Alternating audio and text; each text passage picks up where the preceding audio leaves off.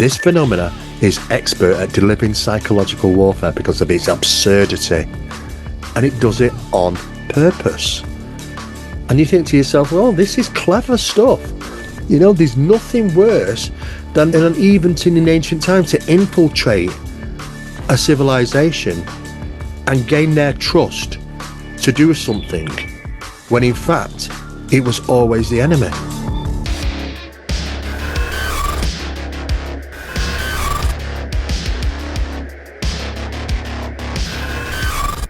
Welcome. I'm here again with Steve Mera. Steve, welcome back. Hi, Sean. Thank you for having me on. It's always a pleasure, my friend. I always enjoy these chats. I could probably do it for hours, but you can lose yourself, can't you, a little bit into this. It's such a vast topic. Yeah, when it comes to these strange things. You could spend a lifetime at this and still only a little chip off the little thing here a little bit. If everybody's doing that, though, at least we'll get somewhere. That's the main thing. But it is, you can lose yourself. Talk about obsession. Yeah, you end up thinking, it's just an interest, don't worry. And then in the end, before you know it, you're obsessing over it. It's just the way this subject is. It draws you in, doesn't it? Yeah, it absolutely does. And so I think in the last episode we talked about where I wouldn't even call it disclosure, because it's not so much disclosure. It's more like reactive, what's the word for it? Not cleanup, but like it's just a very reactive program. Reactive containment, I think, is the right way. That's it. And that's been going on for a long time. It's not disclosure. It's in fact, I'm just going to call this episode Reactive Containment. Reactive Containment is. It is. It absolutely is. It's been going on for many, many years. I mean, if you look at Project Blue Book, the only reason why Project Blue Book exists is because of public demand. We want to know about UFOs. It's about time the government come up and tell us. Okay. So some guys in the government go, do you know what? Let's give them something. It was fruitless. It was only like a 12-foot by 14-foot room for the Project Blue Book. There was nothing in it, really. The people that went out and did the work, terrible report forms. I've got them. I've looked at them. It's like 12-year-old filled them out, ignoring the most priority things. Oh, Mrs. Brown. Oh, you've had poltergeist for 2 weeks after seeing a UFO over your house. Yeah. I tell you what, Mrs. Brown, let's just ignore that. We don't want no ghosty stuff. Let's stick to the UFO facts, please. They don't want people to connect these dots. They were absolutely useless. Behind the scenes, though, they were calculating stuff and working stuff out. They bring on Hynek. Hynek realizes he's being stooged, to the point where he gives it up. He says, I've had enough with this, and goes away and creates these sensible UFO studies. That tells you something, But at the end of the day, we're still in that program. UAP hearings, just give them what they need. There's nothing fruitless. There's nothing good. It's going to come out. We're going to get it. All people saying it's disclosure. No, it isn't. Never going to get it. It's just to keep going around this merry-go-round as we do. It's a shame, and then suddenly you might get these little sparks. Oh, this is interesting. What's going to happen? It's going to be taken to a SCIF and it can't be discussed with the public. Red tape, national security, that's all you need on it, and that's it. You're not going to find out. So at the end of the day, no, there's nothing. We're going to get that like that. Because to have disclosure properly leads you into an area which is just a real big problem to dropping on the knees of people, not just scientists but the general public, because it involves so many things. It involves the paranormal, it involves the supernatural, it involves occultism, it involves all these different things. No people want to take all that on board, let alone scientists.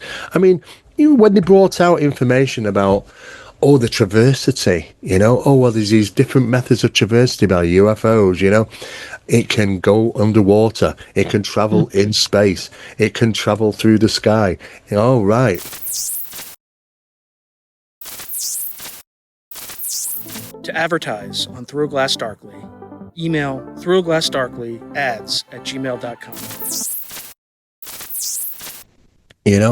It's got these capabilities, tri-quote capabilities. Okay, all right. So when I was actually in the SCIFs and I came forward, I said, hang on a second, guys. Where's your quad capability? What do you mean? What's the fourth one? Well, traveling into mountains, volcanoes, going into the ground, passing through solid items. Okay, Steve. Well, the reasons why we've not put that out is because we're trying to get scientists involved, and we can't. These are physicists and stuff. We can't drop that onto the the flaps of these guys. They'll walk away. So we left it out. I said, oh, you left it out. So, okay, well, isn't that a principal part of it? Isn't that understanding? It's misleading to think that they are only bound by the capabilities of our reality. No, they're not. It's much more. I think it's total waste of time focusing on that when that's there. But they won't listen to me. You know, at the end of the day, they've got to do things in a certain way, in a certain order. So it's a difficult subject to disclose. But I don't, disclosure in a sense, I think we've always been in it to some degree, because if placing into the mindset of the humankind about UFOs and aliens is a big deal. This is why it's in cartoons and movies and cereal packets and foods and all sorts of things. You can't get away from it now. That's the good job of that drip feed. But I mean, it's probably went back to the late 1960s. Then NASA actually got hold of the Brookings Institute and said, what do you think we should do? We should find something about alien life. Brookings Institute said two things. First thing was, don't tell the public. But what was interesting is the last paragraph, it said, but you must prepare them. You've got to prepare them. Because one day we're going to get slapped by this massive big brick wall, and we've got to be able to digest it. And it does now.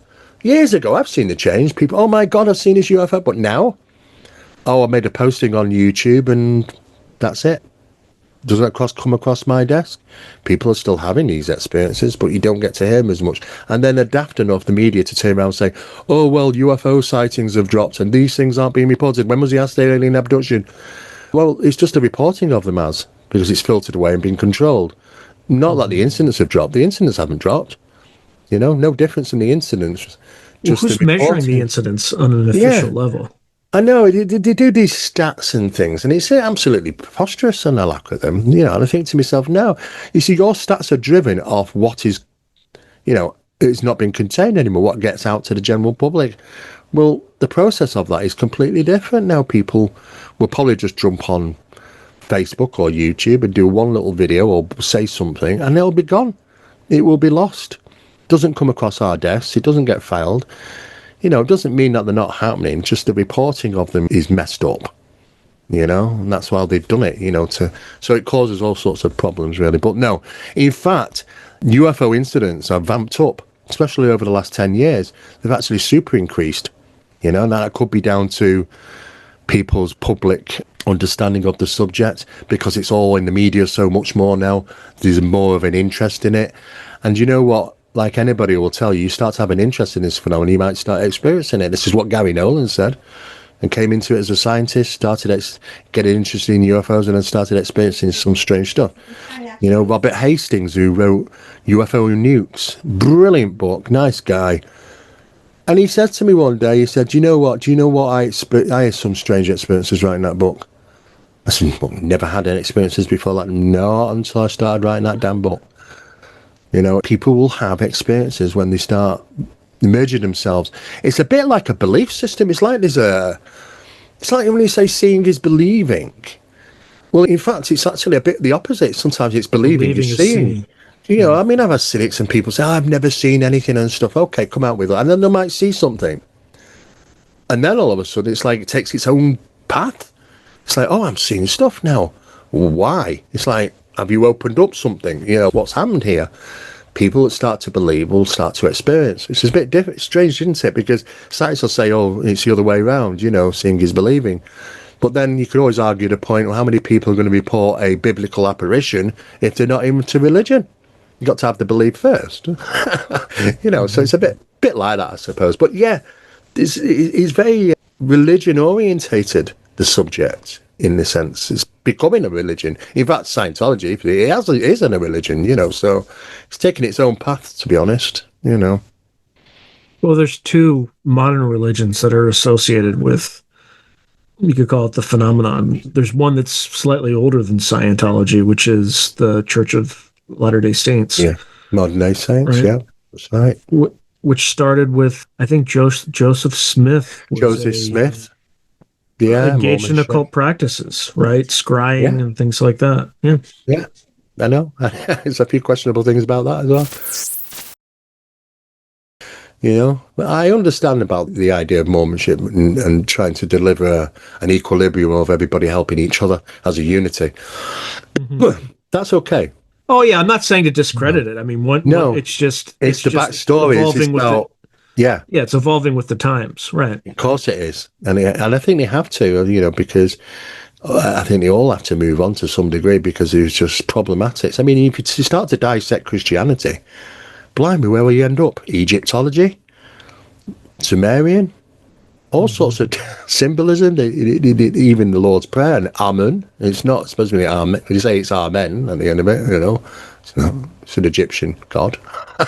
Like Amun Ra. Yeah. Yeah. I mean, it's just, it's painted up and deliverable. In fact, you actually start to look at the Lord's Prayer, it's actually very Egyptian-like.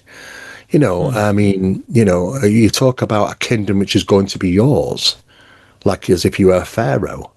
What was the daily bread that they used to eat, which is interesting because they used to make bread cakes actually used to put monatomic powder into bread cakes. It was delivered to the pharaohs so they could communicate spiritually with deities and stuff, so it makes you start to think, what is the Lord's Prayer really about a day, and even more questionable is that they're always demanding about allowing the Holy Spirit into your body, the Holy Ghost in some cases. It's like, I don't know if I want to allow anything in, to be honest with you. Not nowadays with a deceptive phenomena around, so, and it's not like I'm not Christian, which I am, but I'm guarding, just a sense of guarding, really, and people lose the way in religion. I think it's too structured. I think religion lies in here more so than have to, in a physical sense of practice and wording. There's definitely something to it, but then what's its origin? The origins of religion, phenomena predates them all, and we talk about, it feels like it's part of a control mechanism. It really, and not just Christianity, but many others, and they're all, actually, if you dissect them, they're all pretty much the same stories, really, but just different mask, different colour, different name, but with the same sort of thing. And it goes back, I mean, you start going back before your religions, you've got worship. You think to yourself, okay, so where did worship come from? Because it was predating even religious connotation. Worship. Well, what did you use to worship? Well, in Botswana, they were worshipping some type of serpent god that comes from the cave. In India, you have what is referred to as now as the holy caves, weren't then, but they were described as non-human entities. And do you know what? Even now, there's hundreds of thousands of people that go and worship to it. But what are we worshipping?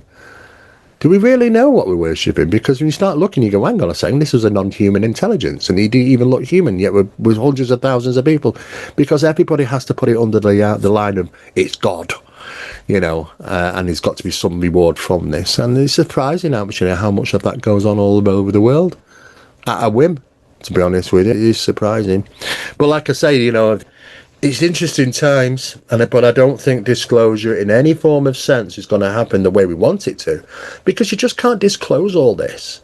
It's just too much and too heavy to even wrap our heads around, that the world is not what we expect, and there is magic is real. It kind of is, it's pliable, and it actually works with this phenomena, Trying to explain that to people is a bit of a tough one, to be honest, Sean. I don't think people would want to take it on board.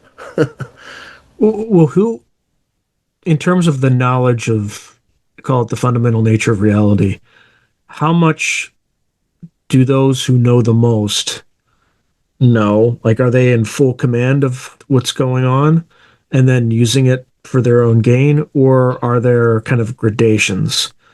Like some secret societies, groups, etc., labs. Oh yeah, it is definitely secret societies and there's lots of them doing their own thing for one reason or another. But it seemed to have leaned towards more about profiteering now, about wealth and power. Prior to that, though, of course, you shed yourself of those sort of things. But the phenomenon has always demonstrated that if you do the most, the most sincere forms of homage, you get the most reward. It equals out, sort of thing. There are many different fashions. There are people that are working in this area that are aware that the world is not what we thought it was. Not just the world, but even space, the universe. It's not. And then we have to question about where we fit in this. And human beings are designed for the Matrix, designed for this simulation. It's as if we're part and parcel of the blueprint. Other things, not so much, when we talk about animals and other things, they're just around, yeah, but not like humans, and they've not got that connection in that sense with the reality around us and stuff. So it's kind of fashioned. We're part and parcel of this problem. And then suddenly we have these little wake up moments and think, well, what can we do when we're already in it? It's a bit of a problem. But there are people that are working in this area and know this sort of stuff, trying to get information out very subtly without alarming people. But it is alarming. Some of this stuff is pretty alarming stuff. I've seen stuff which, it's very alarming. And you start to think, when you start to see the imagery and you start to see the things I've seen, you will immediately go back to Genesis. You will immediately go back to the war in heaven and about what was cast down from the heavens to earth. After seeing what I've seen, that's the immediate first thing you come across. You go, what the hell what is all this? And you start to think back to the biblical stories, because of course, the biblical stories say, it all starts with the war in heaven, but did it go on to say who won? Who won? who at war?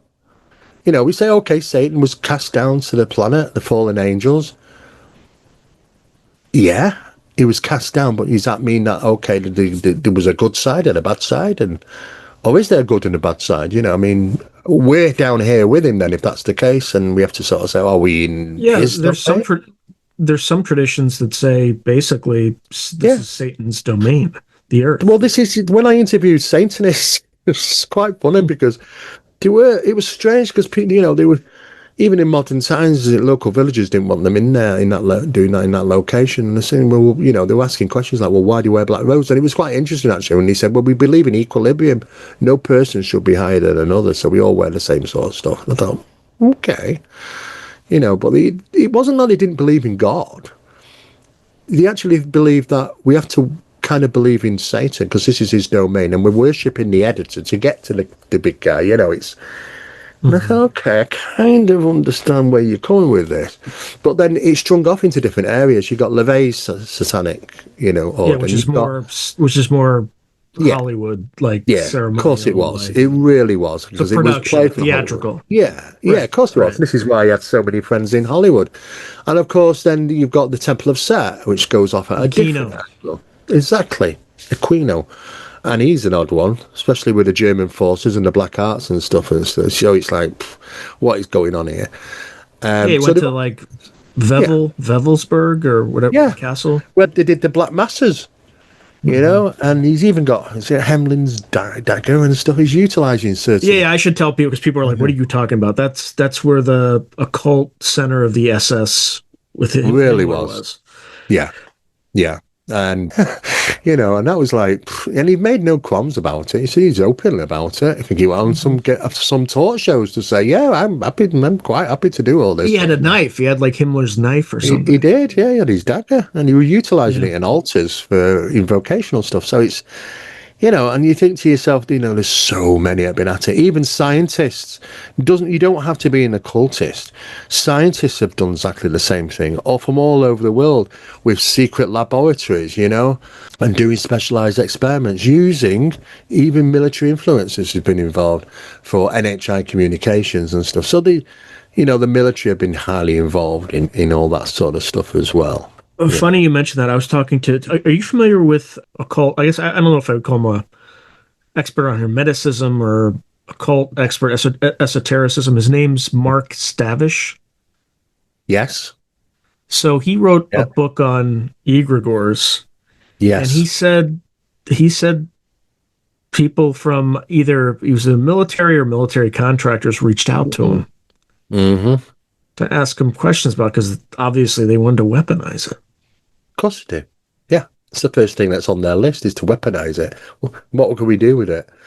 Weaponize and personal gain and power.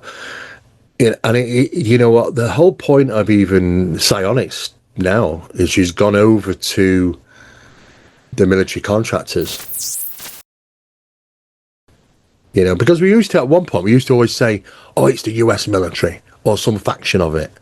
Well, now it's not even that. It's in the hands of very, very powerful, multi-billionaire companies which are doing this because they know now how to weaponize and how to gain power and money from this.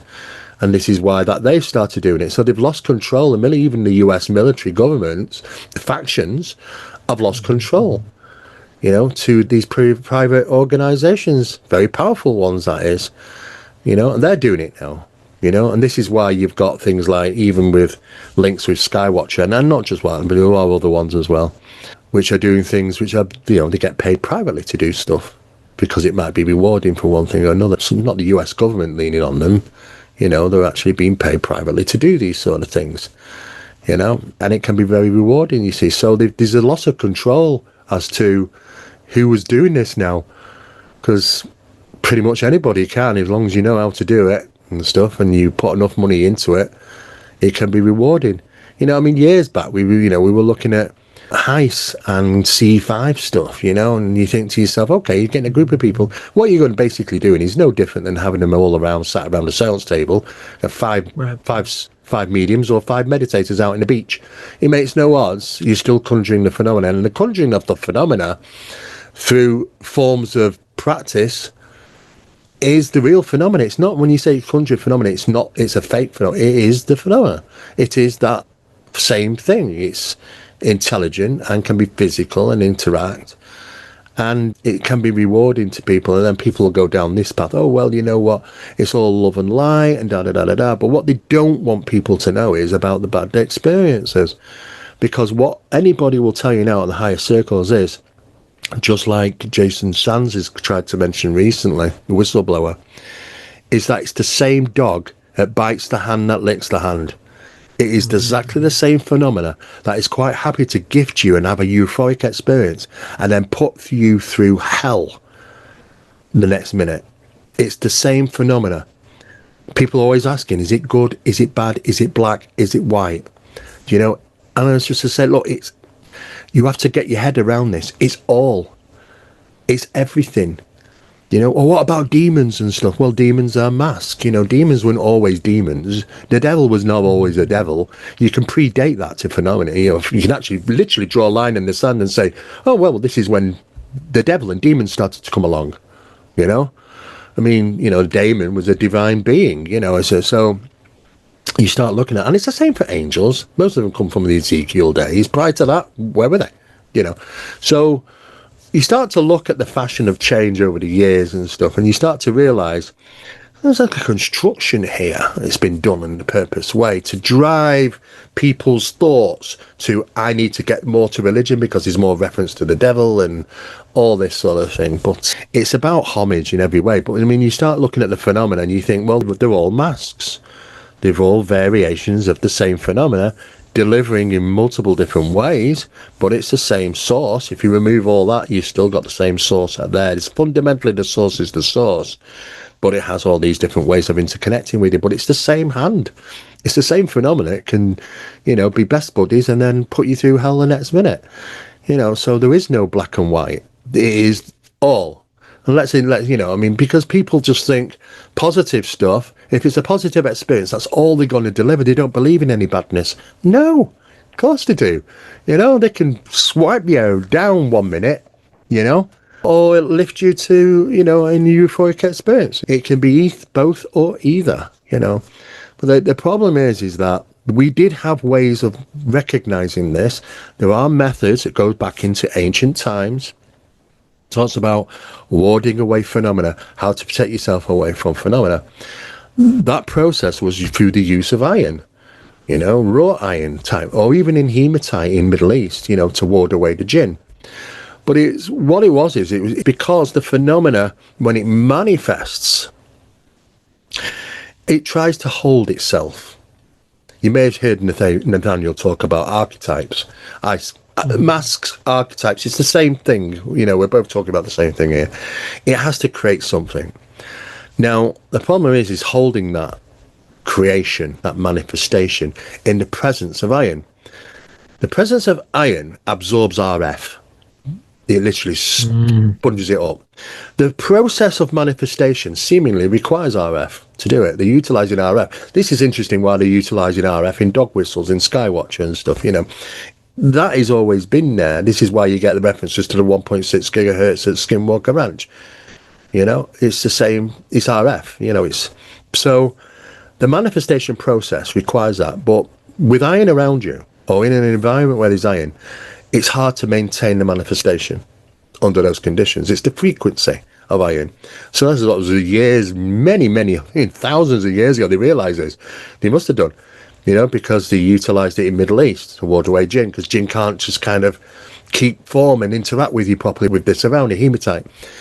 It's the same thing. The same thing with fairies, right? Fairies. The fae. Exactly the same thing with the fae, yeah. In Middle East, you know, even throughout Europe, medieval times, you know, we would even have churches separated from the graveyards by wrought iron on purpose to separate the realms. You know, we'd have you go into these old homes, these old stately manors from the 1500s, 1600s, and you can always tell where the beds have been because there's a row of iron nails literally banged into the floorboards around where the bed used to be, to keep the things away from them at night. So they knew. But when the Catholic Church first sort of started dealing with, you know, diabolical stuff, well, you know, it's just their method of dealing with stuff. The crucifixes were iron. And we had the stories of the crucifixes of iron were heating up in the presence of exorcisms and stuff. Hollywood had to take it one further forward and say, oh yeah, we've got to have it burst into flames, you know. That would never happen. But they heated them up. Absolutely. Phenomena heated those up because it didn't want you. It tried to sever the contact, the physical contact between you and iron in your hand. So that it burned so much you'd had to drop it. So you know, and the whole point of that is to separate your physicality to iron. This is why people wear iron pendants now, you know, and it does work, you know. I mean, it does seemingly have some effect, and it's not just something that's gone back a long time. So for me, it's like understanding the fact that people can do things. Also, is boosting your iron supplements, because most people who are having the most traumatic experience have got low iron content in the body. And they need to take supplements. And I've said to people, you need supplements, take some supplements. Most people which have these most traumatic experiences are usually women, usually during the menstrual cycle when they've lost a lot of iron in the body. And it's the same thing when it came to ancient sacrificing. You know, they like to paint a picture in the books like, oh yes, they always dragged men up there and they did that and the other, but there was a lot of women during the menstrual cycle that they offered to the gods, you know, the gods like. You look at Calaris UFO incident from 77, 78. What did he do? These beams of light, which they couldn't escape from, which passed through the walls and the ceilings, would hit them, paralyze them, and take the iron content from their bodies. They were all being prepped for contact. What a terrible thing that was for them. In fact, it was so severe, the amount of iron they took from the bodies, they were left lethargic. Some of them even passed away. It was terrible, you know. But the US government, the Brazilian government went in there. And what did he tell them? Don't interfere with the phenomena. Monitor it, photograph it, but just don't get involved. Let it do what it wants to do. And that's exactly what they did.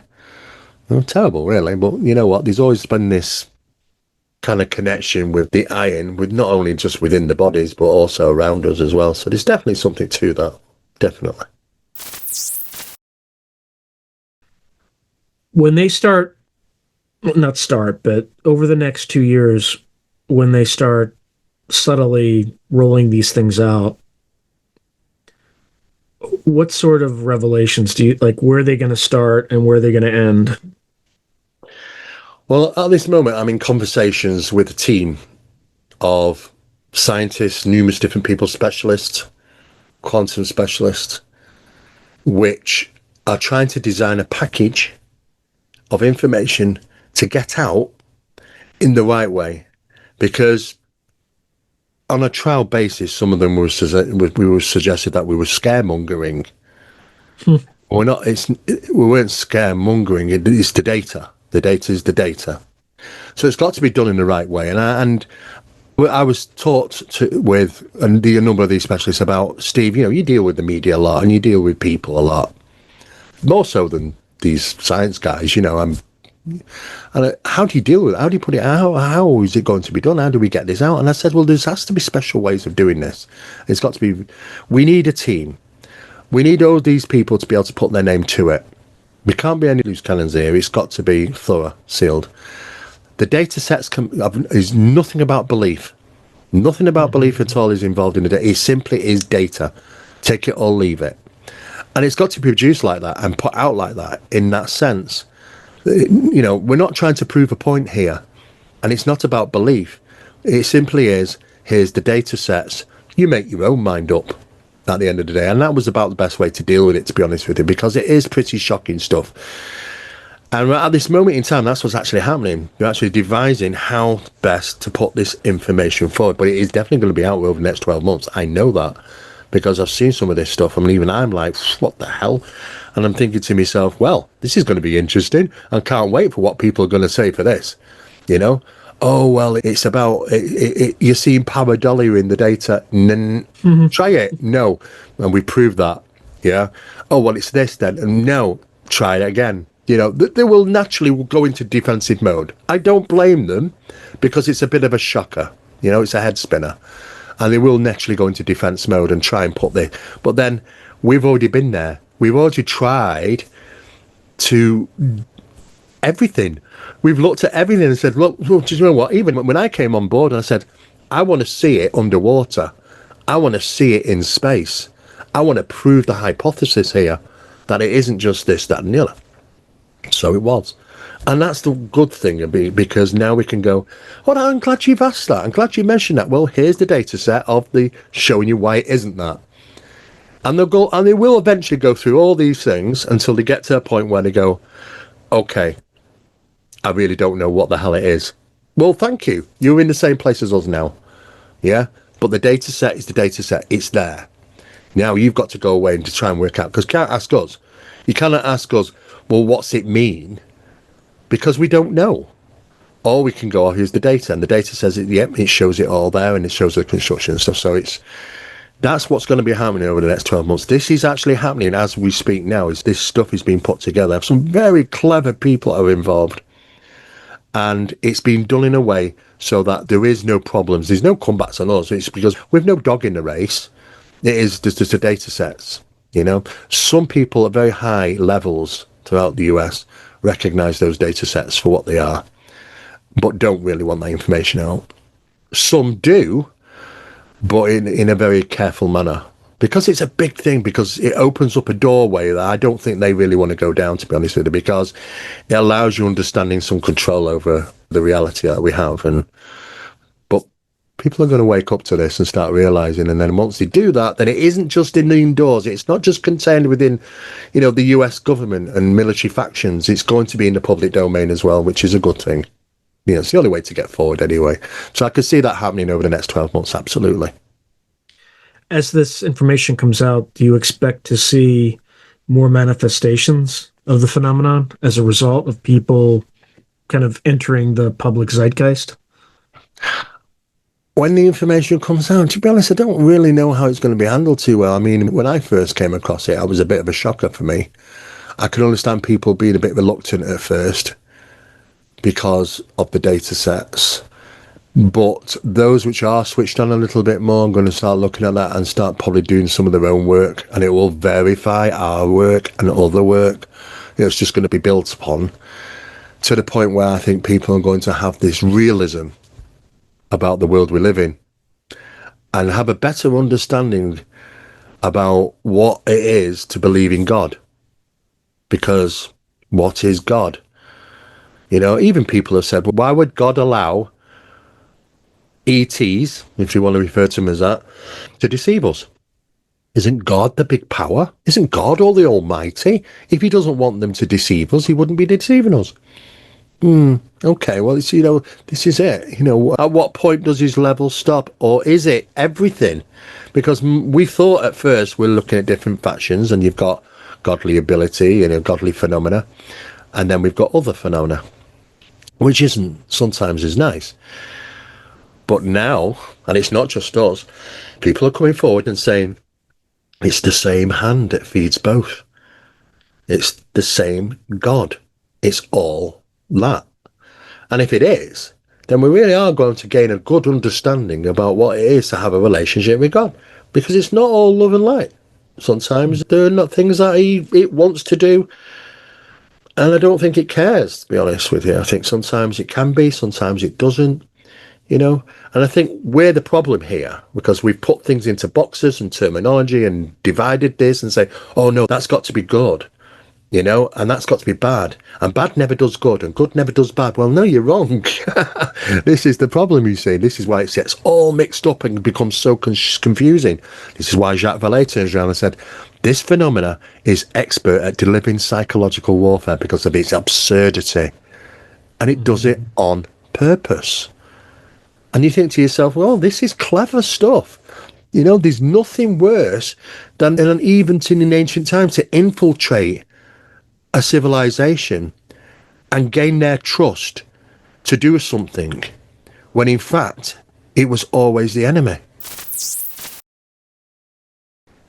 And we know this has happened, and it was referred to as the influence. This was happening even to the Pope, when a NHI, non-human intelligence, whispered it into his ear with the influence to invade Constantinople, which he did, and the loss of 380,000 lives ended like that. This is the problem with that. We put too much credence onto it. The influences could be anything. We know that, and then we know NHI can do that, so, but it's all there in historical documents. It's all there. It's been documented. Thank God, that they actually did write these things down. They were trying to tell us about this stuff. And now it's even present in the 21st century in its own fashionable way, because it kind of does move and it does evolve in time, just as we do. But it's take away all that, the flashy stuff and everything, and look at the core. It's the same information. It's the same thing it's doing. It just keeps doing it, so whatever is responsible, we don't know. But I think it's going to be challenging for some. But I think it'll also encourage other people to build upon it. And which is going to lead us into some type of... It's going to open the door to AI and quantum mechanics. People don't want to go down that. We're going to be forced down it. We're not going to be able to get away from that. It has to be that. And because that is what's going to allow us to look outside of the reality we kind of see around us. Because we can't trust this. We can't trust this. Because this is what's creating reality around us. Quantum mechanics guys, they're telling us, oh, you've got a bathroom, haven't you, at home? She said, yeah. He said, do you know it doesn't really exist? So what do you mean it doesn't exist? He said, it doesn't exist because it's not in your reality until you experience it. I said, I can go and stick a recorder there. What, record it? I said, yeah, but that's because you see, it's all down to the, do you know how the Dula split experiment works? You could set up a camera and stuff, and just because you're recording it, it knows the intent that you're going to record it, so therefore you still collapse a waveform. But it doesn't work with animals. It only works with us. So we're tied into this mechanism somehow. Humans are. We're designed for it. I think Tom Campbell once said, if a tree falls in the woods, do you hear it? And yeah, his answer would be no, because there is no tree and there is no woods unless you're there. Right. And this is how quantum specialists are looking at this and trying to explain it. Trying to wrap your head around that alone. It's like we've got part of the brain, it creates the construct of reality for us. And it can differ for each people. There are variants. Even colour. So where's colour come from? Well, it's constructed within the brain. There's so much constructed up here that we are quantumly entangled with this relationship we have with this matrix. We are part and parcel of it, And now I think I only read something about a week or so, or within the last few days, that they believe this intelligence and this construct of consciousness is it's the whole universe. It's not just, it's everything that we might perceive. It's just boundless, never ending, and we know that, that with the string theory concept, entanglement, it's true. One thing happens locally can affect something billions of miles away on the star, and instantaneously it's connected. You know, and this is why we might have stuff like Akashic record type stuff where you got instant information when you're discussing with NHI about certain things. They can just give you any answer like that. And yet you have to go back and research it for weeks to make sure they're right. And it turns out they are. You start to realise, how did he tap that source? How did he know it? You know, it's like instant, you know. So it's all part and parcel of this grand manufacture. But what is that grand manufacture? If it's, maybe it's God. I mean, what else is it? Can it be? I don't know. So we're going to have to understand, try and get our heads around that, these divides. We put things into boxes, don't we? You know, when in fact, I don't think we should have any of them. We get rid of that compartmentalization, to be honest with you. Is there any aspect of the phenomenon that's human, or the phenomena that's human? Like people who've passed beyond the veil? Well, the problem is that this is how far we've gotten regarding this type of research now, is that we are even contemplating the possibility of hijacked consciousness through NHI. Now, you know, we know that, we do believe that there's something after death. There is. But what happens with consciousness and how is it utilized? You know, I mean, people have experiences with things that you might refer to as spirit. But then can we recognize the difference between that and hijacked consciousness? Because I believe hijacked consciousness can be hijacked. You know, when we have these people going to see psychics, for an example, I want to know if my father's still around. You know, is he an afterworld and whatever? Is he okay? The thing is that we kind of worked out that what's seemingly happening with people which are mediums and psychics can tap the source. But it's not two people in this room, just the sitter and the psychic, you know, the person that's come to see him. There's a third, and that's the source. The source, which is recognized through Egyptian cosmology, it will know what we think. We know that it knows what we think. It's relayed information to us before even asking questions sometimes. We think, how do they know? They know it. So as the person comes in to find out about the father, it already knows everything about that person's, what they think about that father and what they know about it. To relay the information to the psychic, for the psychic to tell the person, and it's like a reinforcement triangle. It's a transpositional triangle.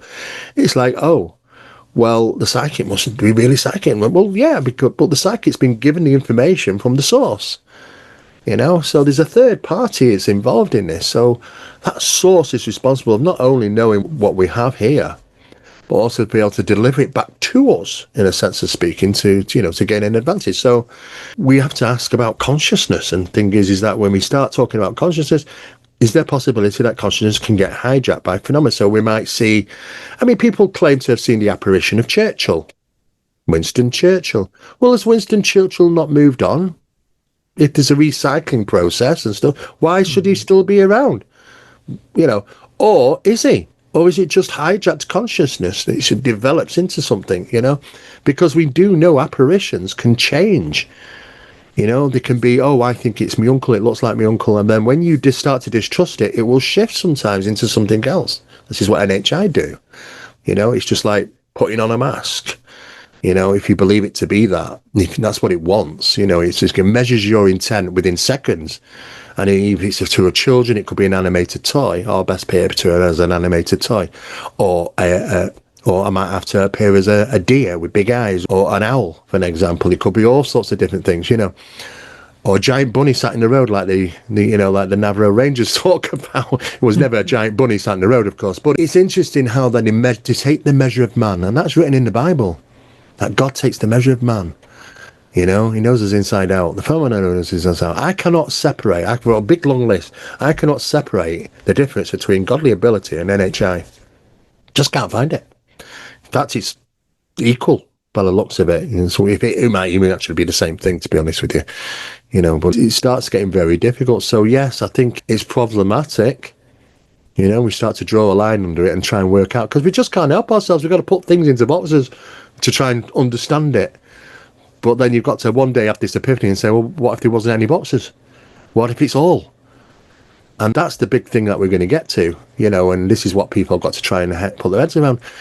We should have unity across religions, because the phenomena predates all the religions. you know? So it's just seemingly fashioned religions for what it's wanted, you know? But at the end of the day, it should be before it. So get rid of those things. And if we can, if we're strong enough to do that, we might get a better understanding. But it's so hard. You know, people are very stuck in the belief systems these days, you know, and that's the problem. And then maybe that's what NHI wanted, for you to devoutly believe in something which is created, you know.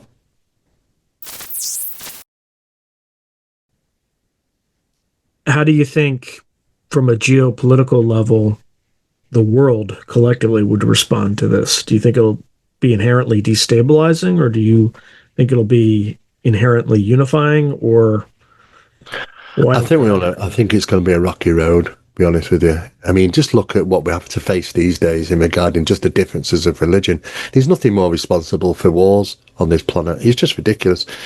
You know, my God's better than your God, and he thinks we should do this and this, he should do that. If we can't even get past that, how are we supposed to even press a reboot to what it should be? We just can't. To be so much fight against this change is going to be seriously problematic. But it's the only way to walk forward.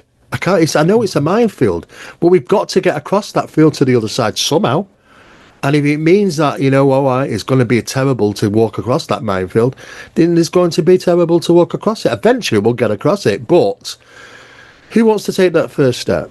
Who wants to try and do that? You know, there's going to be a lot of backlash. At the same time, though, there will be a lot of people sort of doing research and stuff and start having these epiphanies and coming out with information. And people will read it. But at the end of the day, like many people, they'll read it and stay put. They won't read it and take a step forward. So I can just see that this is going to be quite problematic, to be honest with you, because it is a change. Maybe we need NHI to do that for us, but I don't know if I don't think they're going to do that. I'm quite happy. I think they think, yeah, I think they're just happy to sit in the shadows. They don't seemingly want to make their presence so known. Otherwise, they'd come down in the town centre, be all over Facebook and YouTube within seconds. And we know containing that like Roswell, you know. But no, they could end this all tomorrow, but no. They don't want to. They want to be skullduggery and hide in the shadows and be hyper-evasive because it's rewarding to them. It's not rewarding to them to come out with it, causing conflict and trouble like this. It wants to weave through like a snake, you know, and do what it wants to do. And it's the best way for getting reward, I suppose, from humanity, I suppose. I think they need us. Then we are part of that, and they need us for that. What exactly do they need us for? Well, I think, you know, I mean, probably apart from energy, you know, we might be the batteries for some phenomena, you know. I don't know if you can even have phenomena without some type of human interaction. Does it even exist without human interaction? Be it recorded or filmed or monitored or seen, you know, I just don't know. Maybe it needs us, you know. There's a relationship, a conduit, a shake hand, you know, like Bluetooth pairing in a sense of speaking sometimes. So I think that's a big issue. I think it needs us to steer and be influenced, because it's always influencing us. I mean, you know, humankind to do things and steer things in its favour. And it's built an order, a world order, in a sense of speaking, of paying homage. All right, you might call a different god and you might call it something else, but do you know what? Behind the scenes, it's all coming in on a regular basis. You know, it's power, intent. And there is definitely something to that, you know. So I think it needs us for that. I think we are that kind of underbelly power source, which can be easily manipulated for itself. You know, otherwise it might have cast us aside many years ago. Have any people in the power structure, defense departments, whatever you want to call it, been outside the Matrix? I'm unaware of that, to be honest with you. But what I can say, because Nathaniel told me this as well, he confirmed the same thing, is that there has been references of those that have been outside of it. But I haven't found the evidence of that yet. But I found evidence of the references that some have been outside of it. Some have been taken outside of it. But I haven't got the evidence for that. It's one of those continuing things. It's like the research we're doing that at this moment in time. This is the research that's happening. We're also looking for the grimoire, because these ceremonial launches and all these other modern day things that are happening towards NHI, who set the rule book? There's a blueprint, there's a rule book that you do this then, when, and whoever, with. There's got to be a grimoire somewhere. There's got to be something. Is this something that Kenneth Grant referred to at some point or something? Yeah, it's kind of very similar. There's got to be an order. There's got to be something wrote down. It's got to be a blueprint of this is how to do it. This is how it works. This is how, and they're very successful, so they know what to do. They've even invoked Obama to be involved in ceremonial launches. Probably him not knowing exactly why he was there at a certain time and looking east and doing this and what and saying that. But, it's ceremonial. There's a reasons for it. At certain times, certain dates have to be done on that time, on that date. And that falls very much into the sort of royal bloodlines and stuff around the planet as well. So it's ceremonial. There's got to be a grimoire somewhere. Somewhere there is. We know it's got to exist to come and trying to find the damn thing. Where does it lie? When would that have been wrote? Probably in ancient times, but whom by? What society? There's got to be. It's got to exist somewhere, because we're still following that path, that rule book, that order now. So it's passed on, but where's the original source material? It's got to be something out there somewhere that it was. It's not in the Book of Law, and which Crowley put together. It's not in that, and I'm not aware of it in any edited sections of the Book of Law, which came from Iowas. Any of the works of John Dee that might have it? There could be some little bits there throughout Enochian stuff, but I'm not seeing a clear picture of a grimoire there, even in the Enochian. There is some aspects of it. I think he's more likely to be that side of things than more the modern. Crowley's too new. Even the Book of Law would be too new. So it's more of the Book of Law is more of a modern take on ancient stuff being put forward to modern times for humanity to follow. It's got to be old. But the principles of that old information would be still being utilised today in more modern times. But I don't know, not found it yet. We're on the hunt, should we say? Do you have a idea of where it may be, or is it just kind of? It could be in Sumerian cuneiform. It could be. It could lie in Sumerian cuneiform. We still know. It must have been interpreted, but we still know that there's hundreds of thousands of vials of cuneiform still yet to be, looked at and transposed. It's. So I imagine AI is accelerating that process, though. AI will be accelerating it a lot, but how much is going to be edited or not listed? It's like, how much of the Dead Sea Scrolls do we see? About 30%, apparently. About 70% we don't.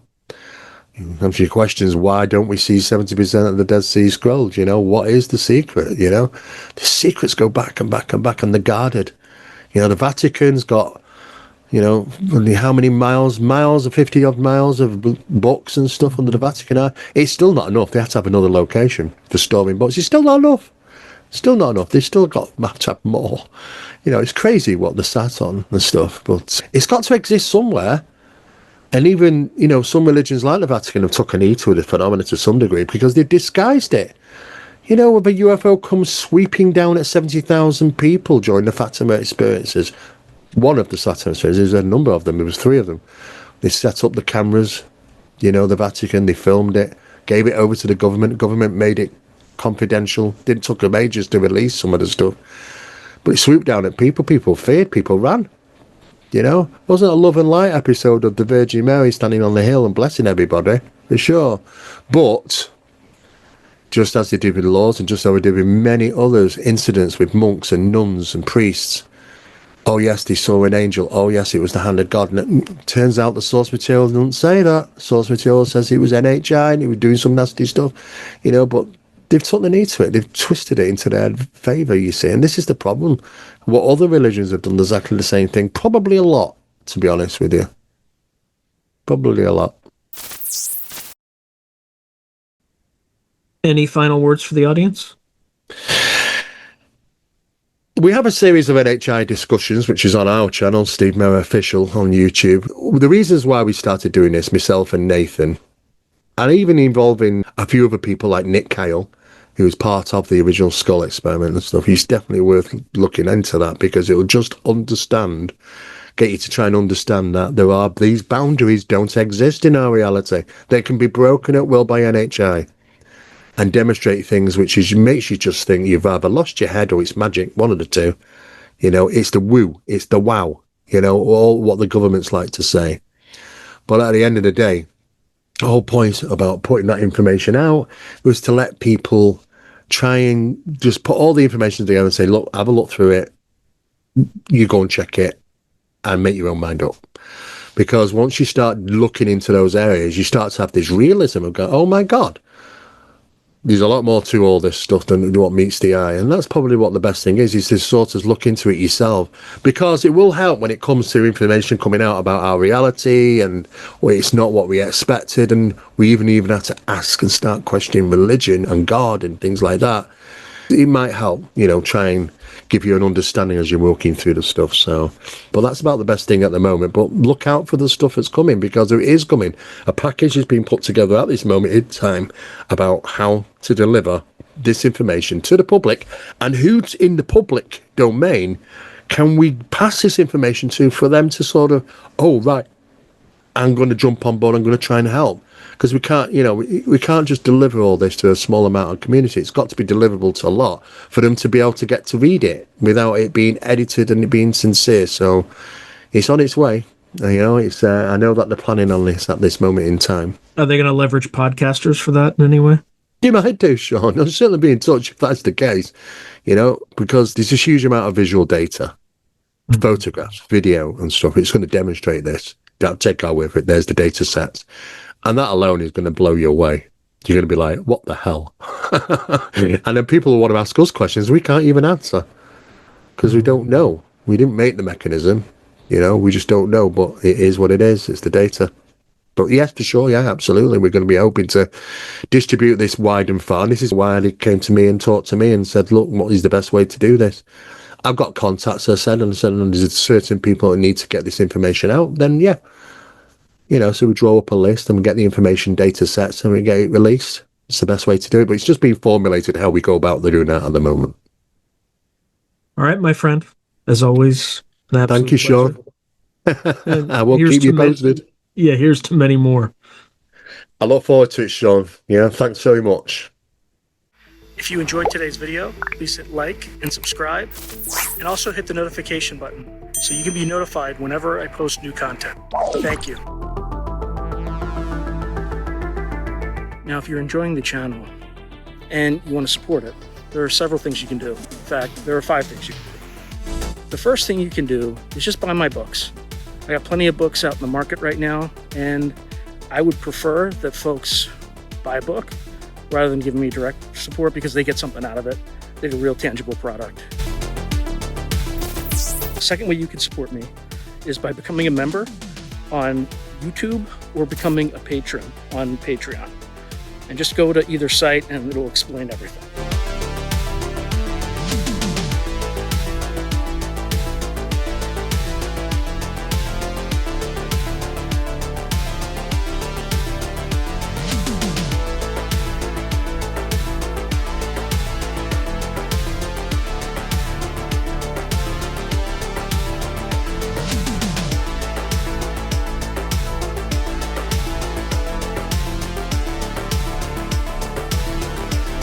The third way you can support the channel is by checking out my merch site,